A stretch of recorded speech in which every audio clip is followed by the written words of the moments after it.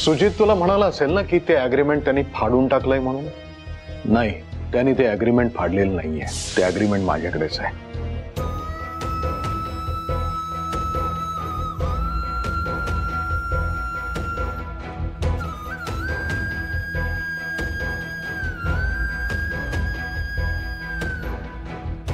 आज स्वानंदी खूप दिवसांनी इतक्या शांत झोपल्यात. त्यांनी आईचं ऐकलंय, जेवल्या, परिस्थिती समजून घेतली, हे खूप महत्वाचं आहे. समजा हे बाळ तुमच्याकडे राहिलं असतं किंवा आटापिटा करून तुम्ही तुमच्याकडे घेतलं असतं आणि उद्या समजा त्याला प्लेटलेट्सची गरज पडली असती तर सुजित प्लेटलेट्स द्यायला तयार होईल?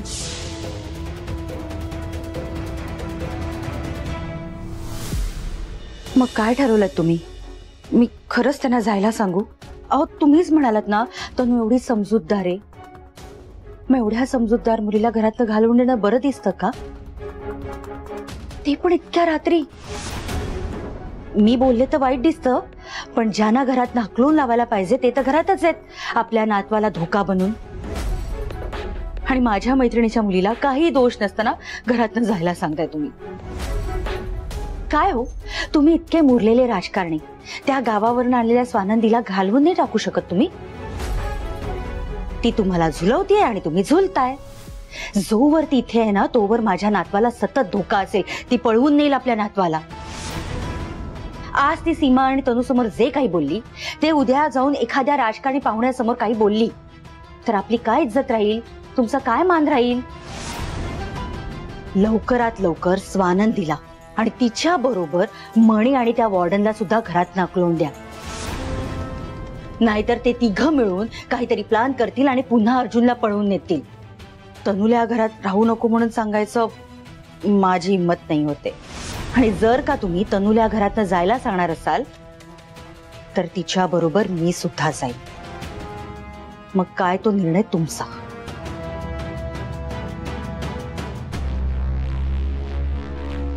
तनु तू इथे? ते काकांनी बोलवलं. हो, मीच बोलावलंय तिला. ये तनिषा.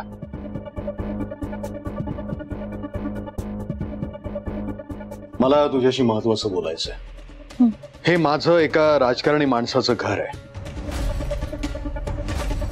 आणि माझ्यात आणि सामान्य माणसामध्ये खूप फरक असतो. इथे काही नियम असतात, अटी असतात, प्रोटोकॉल असतात, संकेत असतात जे सामान्य माणसांना झेपत नाही.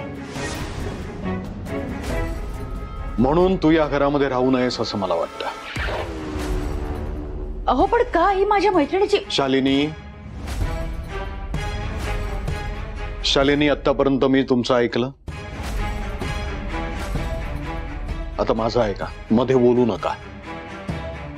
तनिषा, तू इथे राहू नयेस असं मला वाटत असलं तरी तुझ्या आईची आणि शालिनीची मैत्री बघता मी तुम्हाला एवढ्या रात्री जायला सांगणार नाहीये.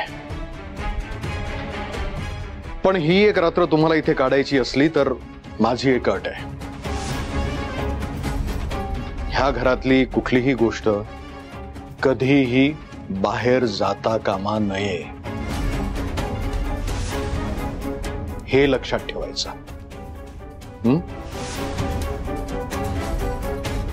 बाकी उद्या सकाळी फोन करून तुझी विमेन्स हॉस्टेलमध्ये मी रवानगी करतो.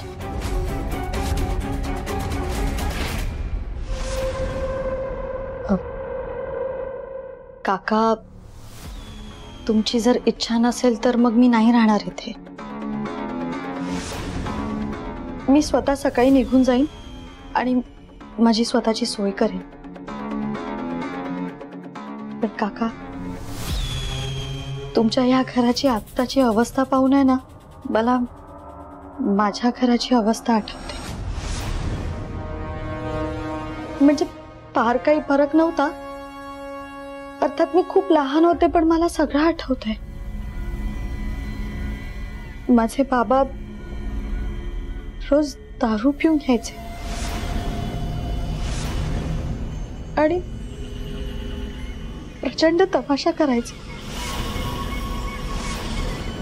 पण तेव्हा माझ्या आईने मला सांगितलं की तनु बाळा, बाबा दारू पिऊन येतात, तमाशा करतात.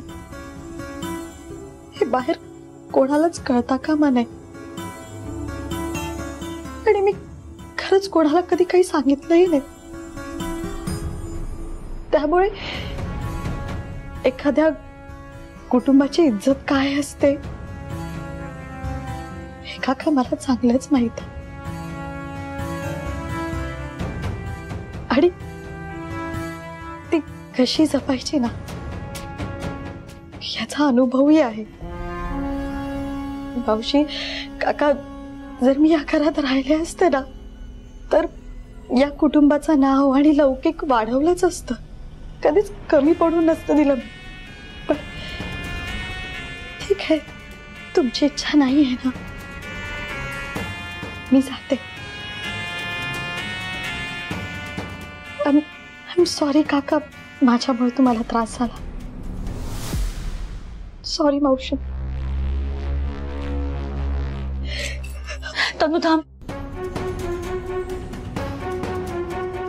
माझ्यामुळे तुझ्या डोळ्यात पाणी आलंय, मला माफ कर ग.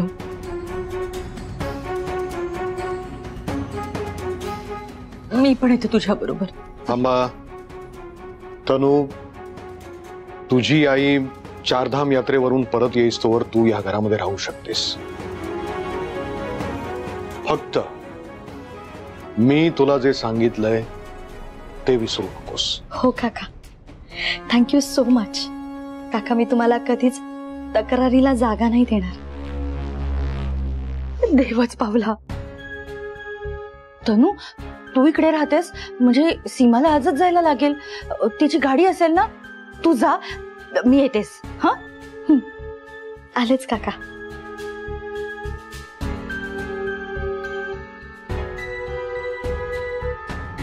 थँक्यू. खूप खूप आभार तुमचे मनापासून.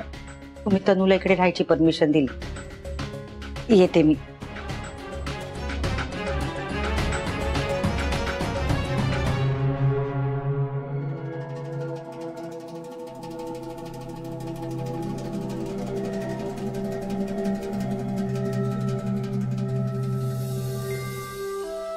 स्वानंदी, तुम्ही समजूतदार आहात, तशा वागताय हे चांगलं असलं तरी तुमच्या त्रासाला मी जबाबदार आहे. तुमची आणि अर्जुनची भेट घडवण्यात मी तुमचा नवरा म्हणून, अर्जुनचा बाप म्हणून असमर्थ ठरतोय. तुम्हा दोघांना जे दुःख भोगावं लागतंय त्याचा मला त्रास होतोय आणि मला लाज वाटते त्याची. मी माफी मागायच्या लायकीचा नाहीये.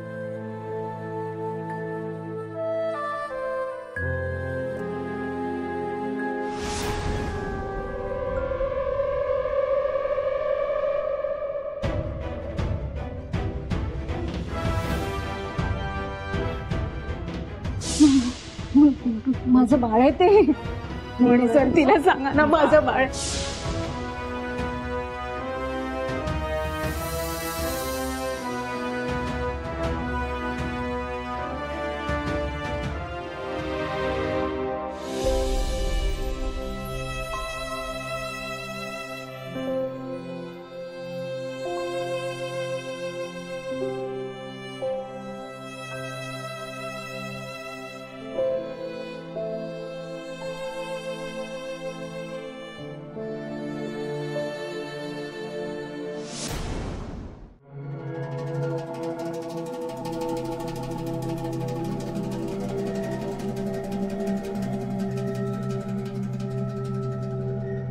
अहो, काय झालं? कशाला बोलवलं होतं? आई, ते ऍक्च्युली मी सांगते ना तुला काय झालं ते. अगं, ते ना मी सांगते तुला.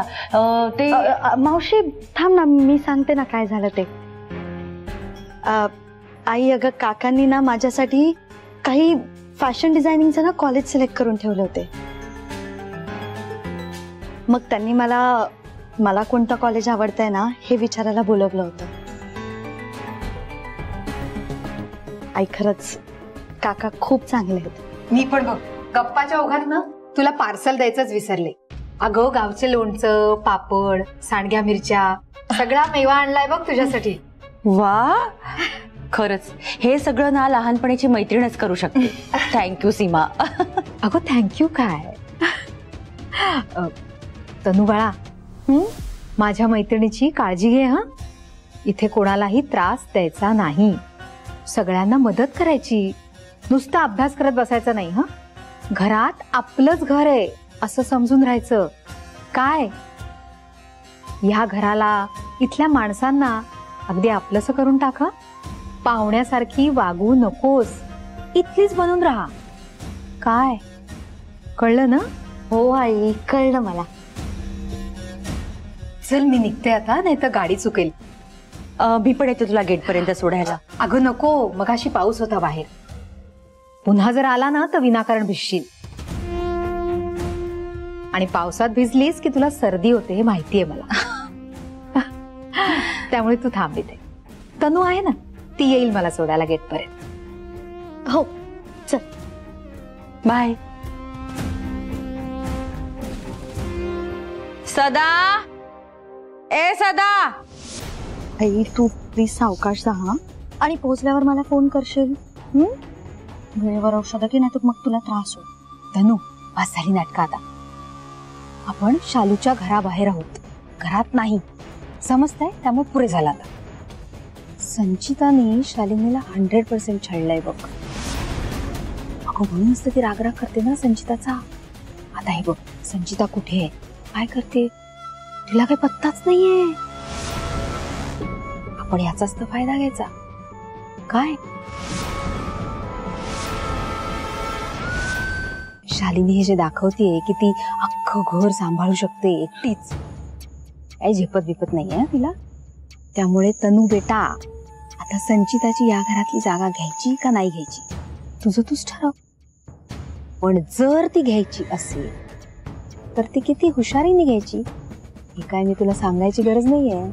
काय आणि तो तुझा तो फडतूस कोर्स, त्याचा अभ्यास करत बसू नको. हा, संचिताची जागा कशी घेता येईल ना ह्याचा अभ्यास कर, फायदा होईल तुझा. चल bye, all the best.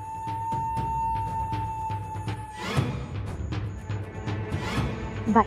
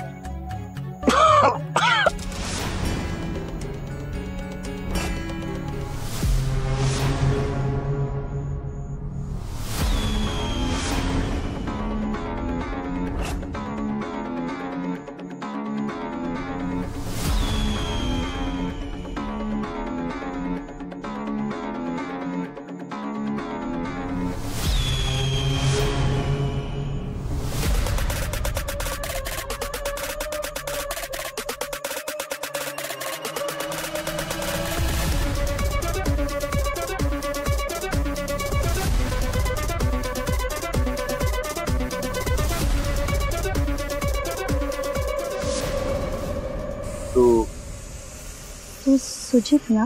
Sujit sir बोलता. मी तनिषा. तनू, तुझ्या आईच्या मैत्रिणीची, म्हणजे तुझ्या सीमा मावशीची मुलगी. आठवलं? आपण फ्रेंड्स होतो. आपण फ्रेंड्स होतो.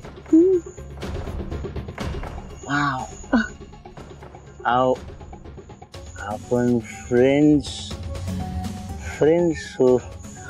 आपण फ्रेंड्स. तू उठा.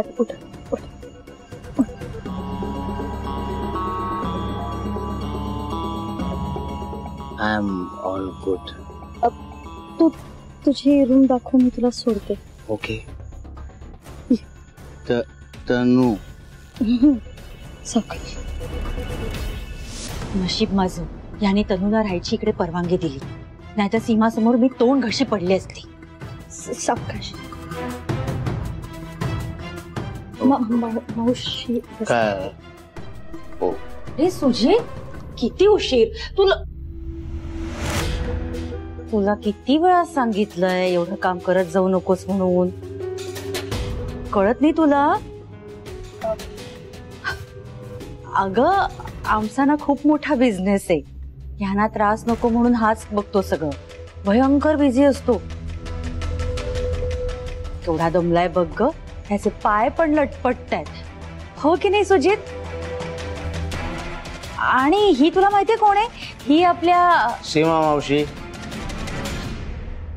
सीमा मावशीची मुलगी तनू. तुमची ओळख झाली हे चांगलंच झालं. आणि खूप दमलायस ना सुजित आता? तू रूम मध्ये जा आणि आराम कर. सुजित, रूम मध्ये जा आणि आराम कर. Okay. Good night. Good night. Good night Tanu. Good night.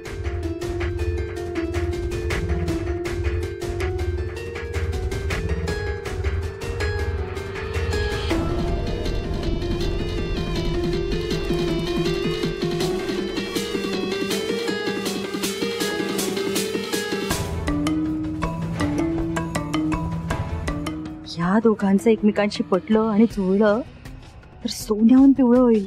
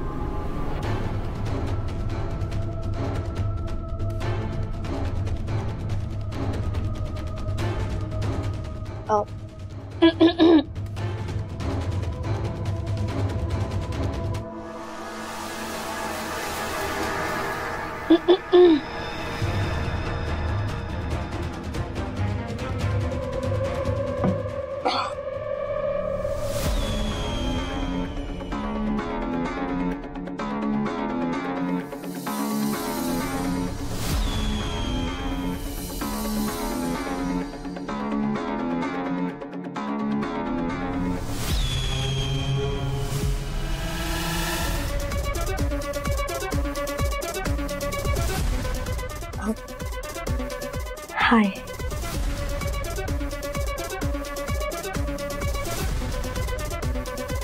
हाय. ऐक. हाय हाय, मी सुजित. आपली कालच ओळख झालीये. तू विसरलास का? हो. हो का? ओके. हरकत नाही तू विसरला असशील तरी. मी ओळख करून देते ना परत. हाय तनिषा. लाडाने तनू. तुझ्या आईच्या मैत्रिणीची म्हणजे तुझ्या सीमा मावशीची मुलगी. आठवलं? तुम्हाला तनिषा पण नको म्हणू आणि तन्नू पण नको म्हणू. मला तनिष म्हण. आवडेल मला.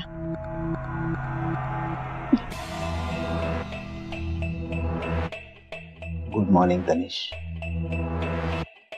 तू उभी काय, तू बस ना प्लीज. हो.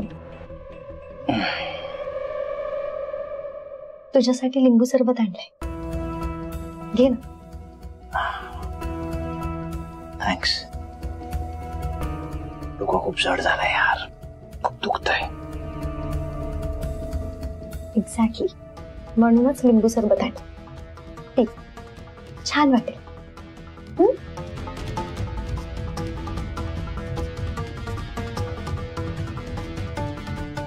थँक्यू.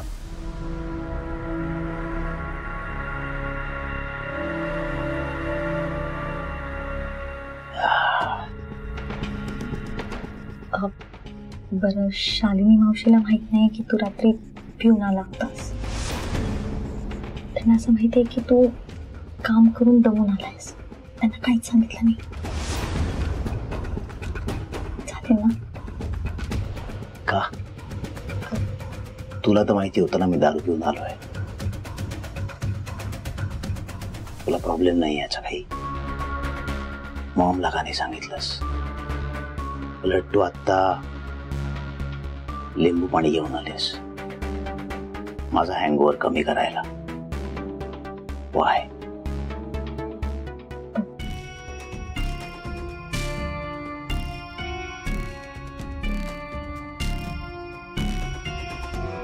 सुजित, मी इथे भांडणं लावायला नाही आले. उलट मला या घराला जपायला, जोडायला आणि वेळ पडल्यास प्रोटेक्ट करायला आवडेल. खरं तर तुमच्यासारख्या एवढ्या मोठ्या लोकांमध्ये राहतेय मी, एवढ्या मोठ्या घरात राहते. हेच माझं नशीब आहे. I see. Thank you, Tanisha.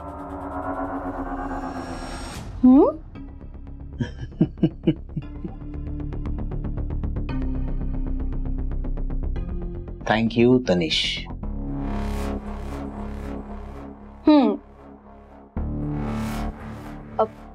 बरं, तू लगेच लिंबू सरबत संपव आणि नाश्ता करायला खाली ये. मी सगळ्यांसाठी नाश्ता बनवतेय. आलोच. फ्रेश होऊन येतो. लवकर ये. येतो.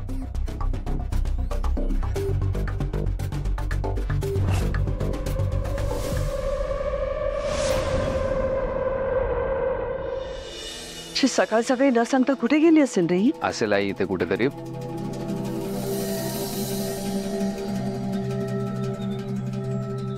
ते बघ त्या तिथे बसल्यात. चल. अर्जुन बाळा, तुला माहितीये ही सगळी फुलं आपल्या बागेतली छान आहे की नाही? नको काळजी करू, तुझी आई लवकरच तुला जवळ घे.